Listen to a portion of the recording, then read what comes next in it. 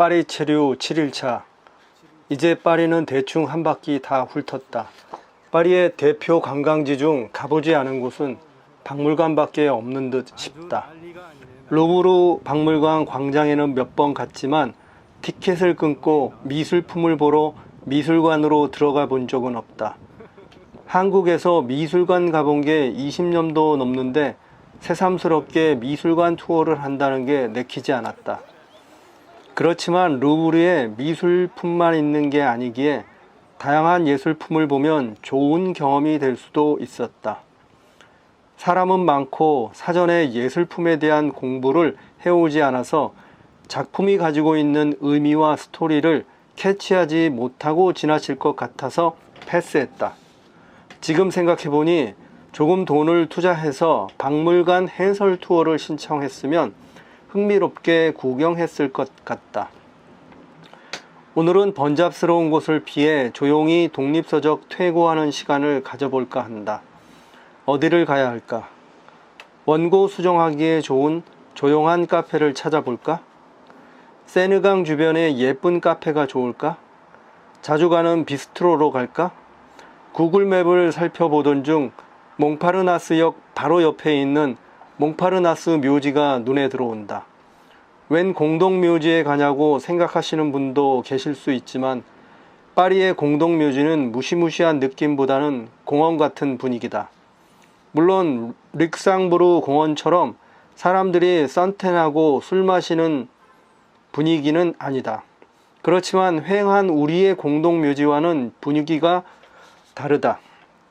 특히 몽파르나스 묘지에는 사르트르와 보부아르, 모파상의 묘가 있다고 하니 위대한 작가님들의 기운을 받아보고 싶다. 딱이네. 여기네. 세상에 한 획을 긋고 떠나신 작가들이 쉬고 계신 곳에 가서 내 글에 대한 영감과 응원의 에너지를 좀 받아야겠다. 아침 일찍 서둘러서 호텔을 떠난다. 아침도 먹지 않은 상태에서 단골 카페에서 카페 알롱제를 한 잔 마신다. 봉주르, 지부드의 카페 알롱제 실브플레. 봉주르, 위. 신나는 일이다. 간단한 문장 하나 외워서 써먹는 것 뿐인데 단골 사장님이 찰떡같이 알아듣고 카페 알롱제 한 잔을 건네준다.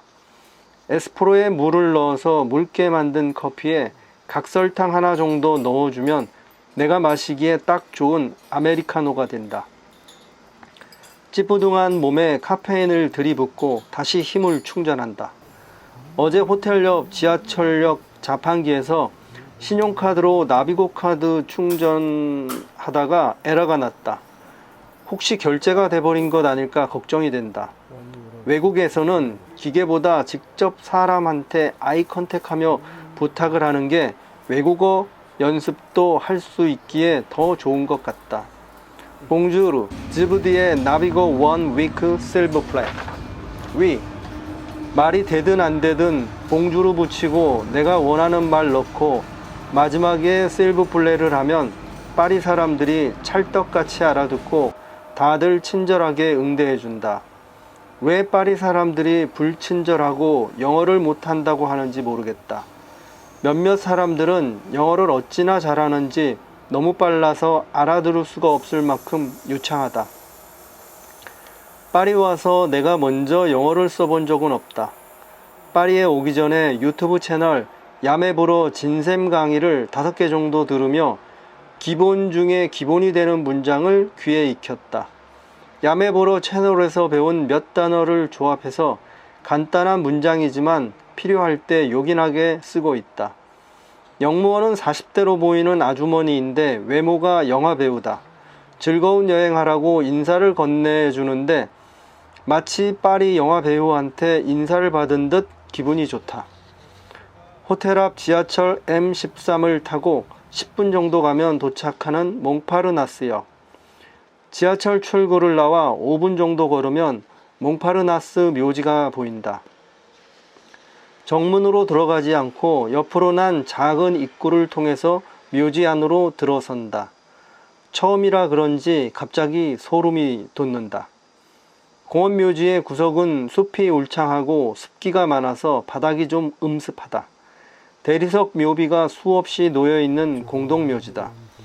도심 속에 이렇게 거대한 공동묘지가 있는 게 놀랍다.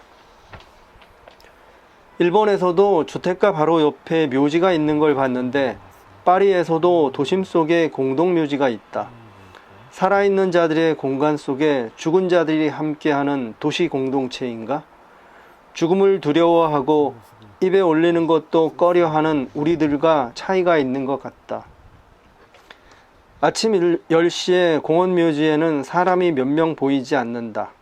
노인네가 묘 앞에 있는 제단 위에 올려진 화분에 물을 부어주는 모습이 보인다. 사랑하는 가족을 떠나보내고 그 추억을 회상하는 것 같다. 마음이 애처롭다. 중년이 되면서 주위의 지인들이 한두 명씩 운명을 다하는 것을 보게 된다. 어떻게 남은 인생을 살아야 하는 것일까?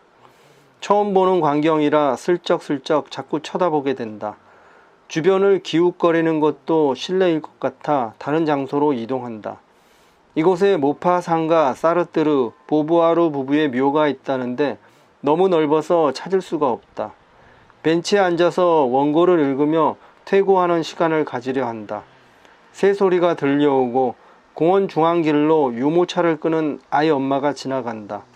죽은 자들의 공간에 얼마 전 태어난 새로운 영혼이 빛난다. 이어폰을 꽂고 원고를 작은 소리로 읽기 시작한다. 위대한 작가들의 영혼이 글에 몰입하게 기운을 주는 걸까? 몇 페이지를 넘기다가 눈에 팍 꽂히는 문장을 만난다. 질문을 던지려 한다. 왜 태어났을까? 우리가 원해서 태어난 것도 아니고 그냥 태어났으니 뭐 그렇게 살다가 죽는 거 아냐?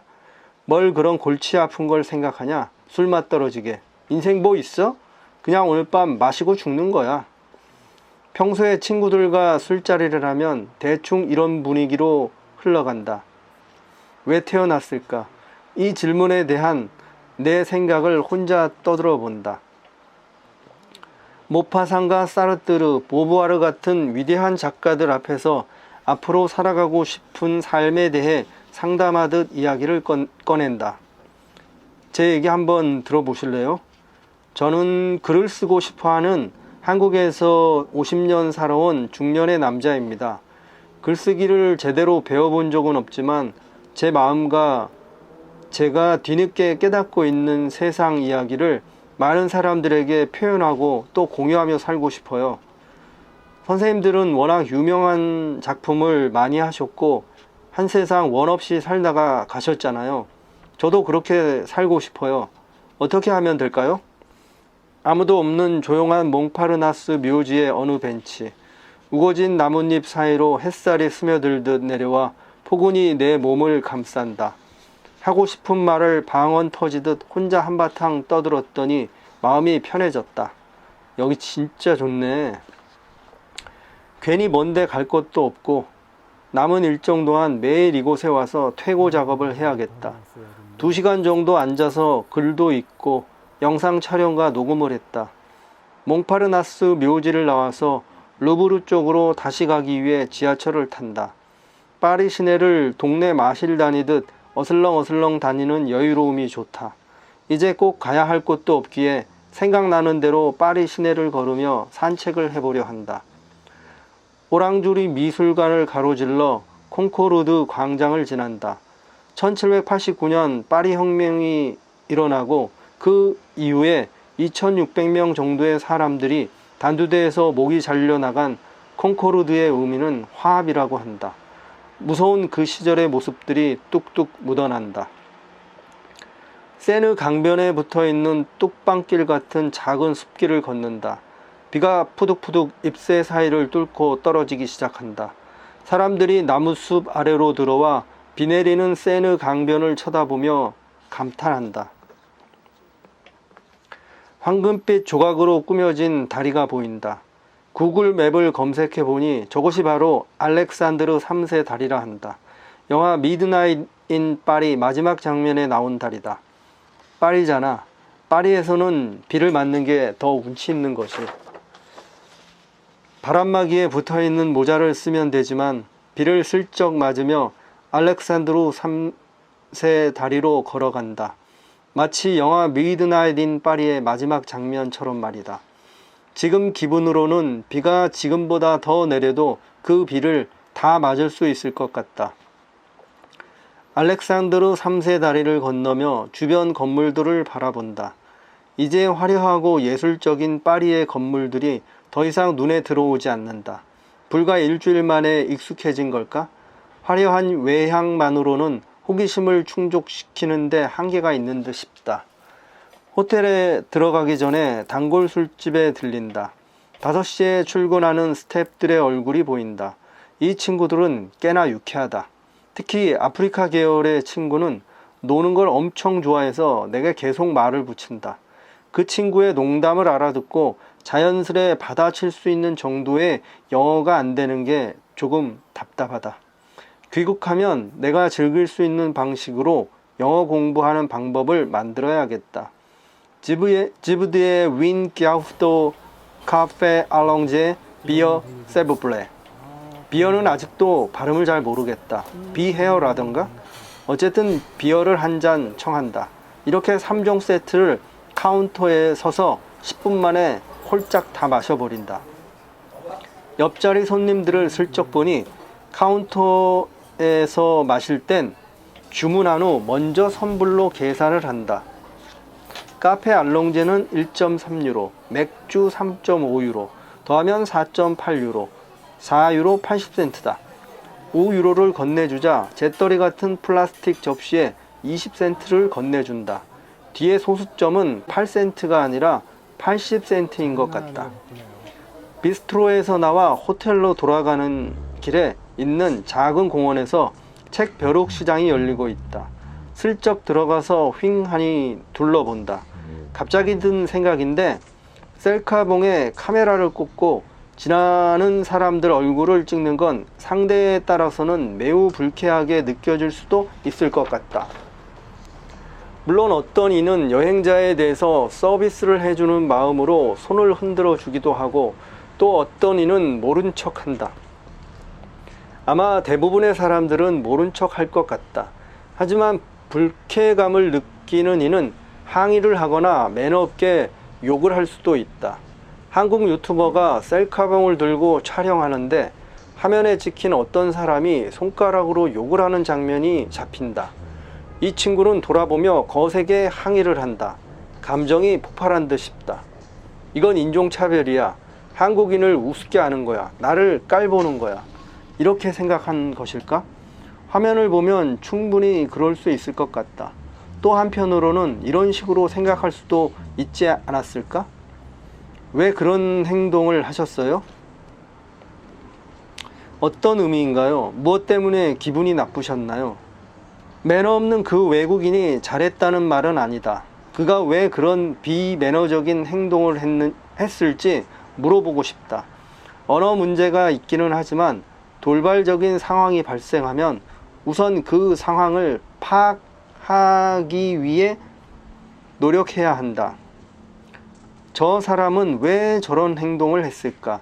어떤 마음을 가지고 그런 행동을 했는지 물어봐야 한다.